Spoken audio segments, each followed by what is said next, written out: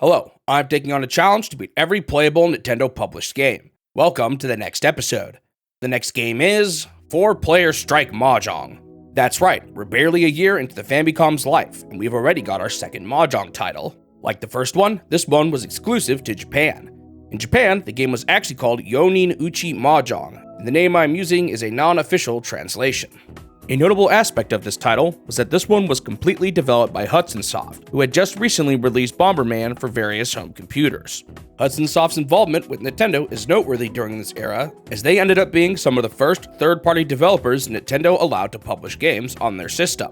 At this time, Nintendo had some reservations about what kind of third-party games they wanted to allow on their system. Up until this point, the system only had first-party releases. The president of Nintendo, Yamauchi, believed that a big reason Atari collapsed was because they gave too much freedom to third-party developers, resulting in a market that he believed had become swamped with bad games.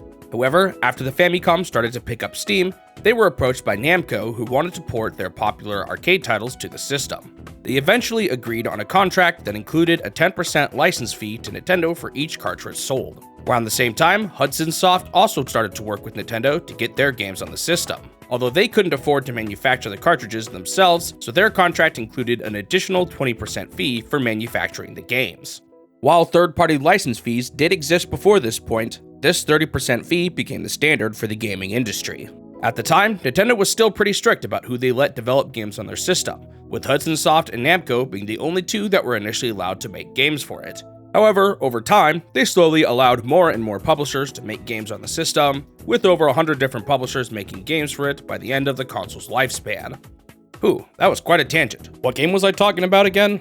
Right, another Mahjong game. The big difference between this version and Nintendo's own version was that it included all 4 players, which is how the actual game of Mahjong is intended to be played. This is probably why the 4-player component of the game is emphasized in its title.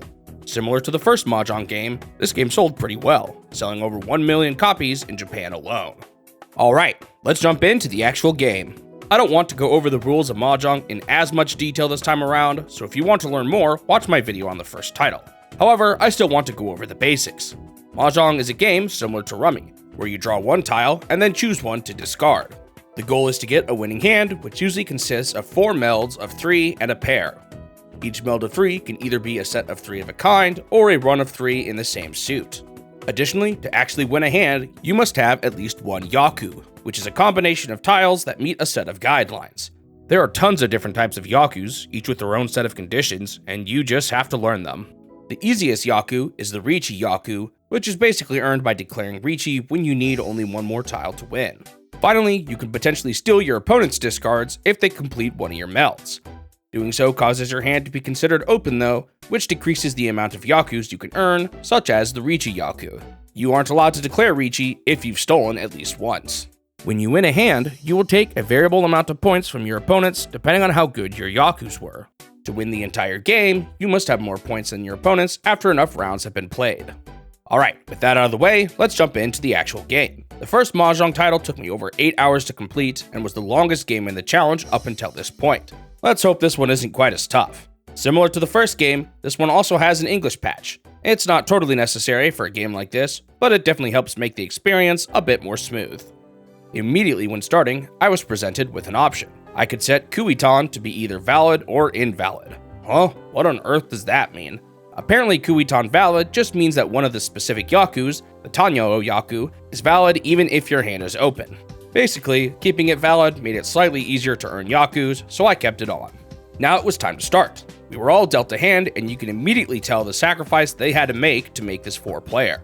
The cards are tiny, and they definitely don't have the amount of detail some of these cards require.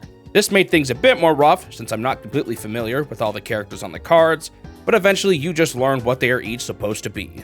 Taking a look at the rest of the board, we can see a few other differences from the NES version. Each player is now represented by these smiley faces.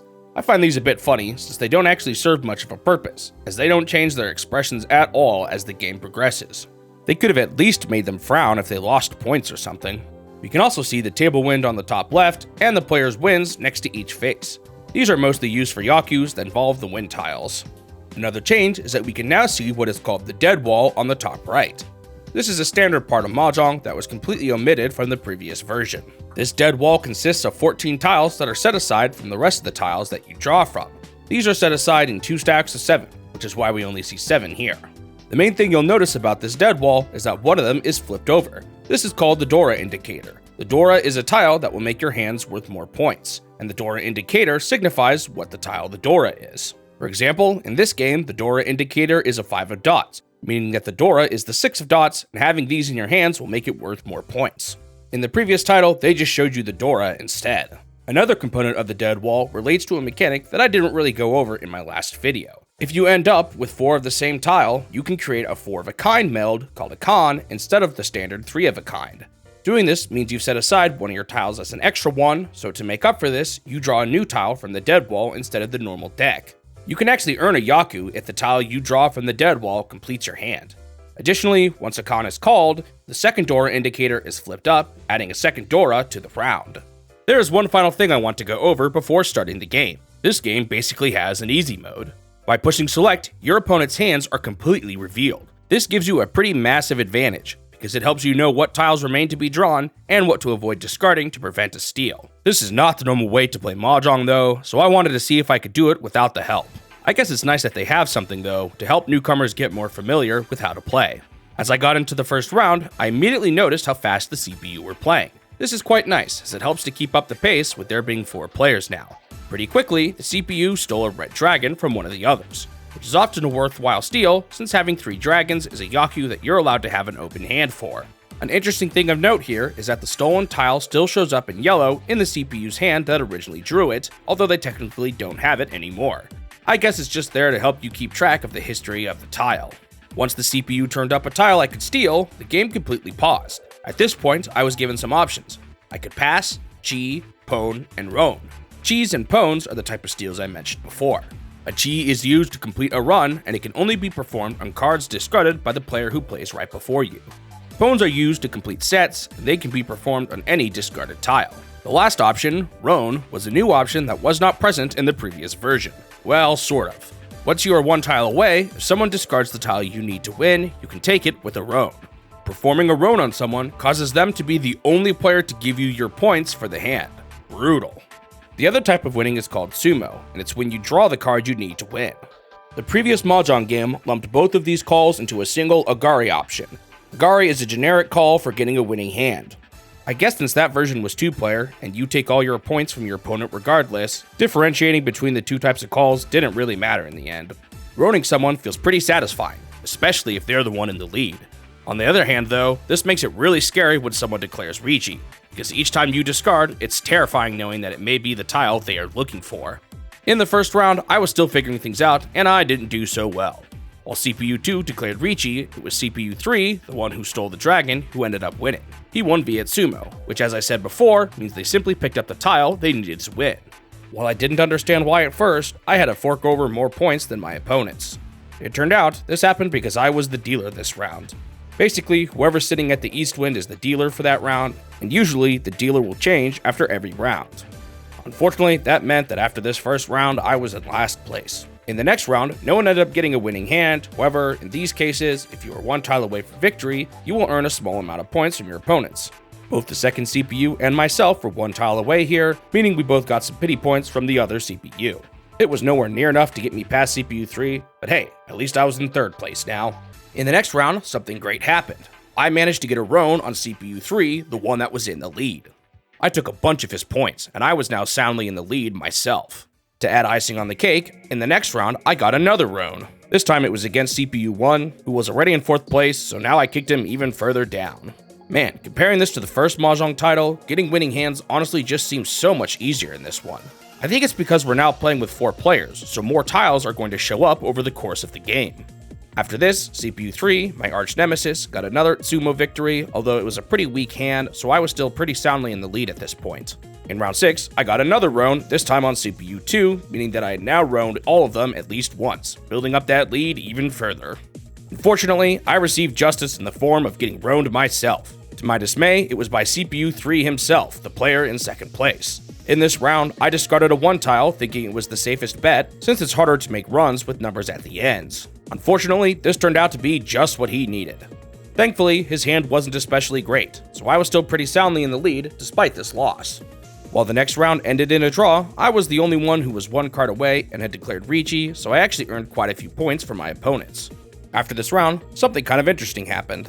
At this point, the game should have ended since we had played 8 total rounds. However, the game didn't actually end here, and we repeated the final round without our seat wins changing. Typically, this only happens if the dealer wins, or if the game is a draw and the dealer is one tile away. This actually hasn't even happened up until this point.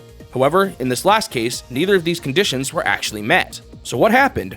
Honestly, even after doing a bunch of research, I'm not really sure.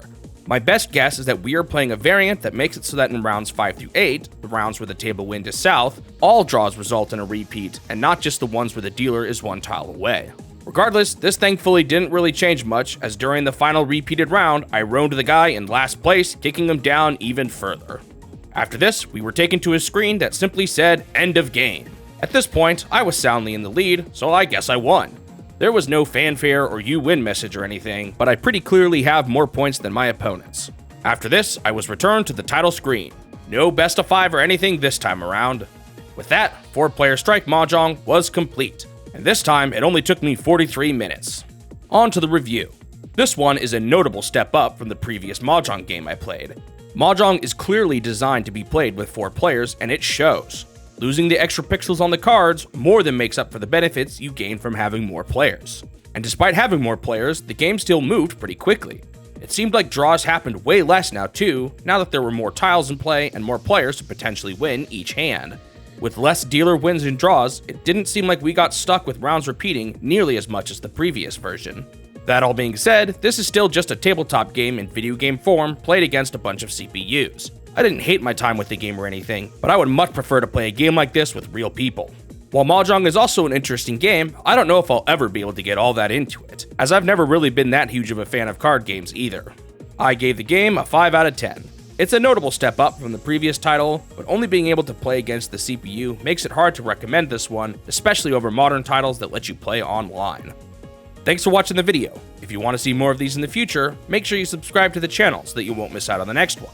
Also leave a like if you enjoyed it, since it will help the channel grow and motivate me to continue this series. I hope I will see you in the next step with my quest to beat every Nintendo game.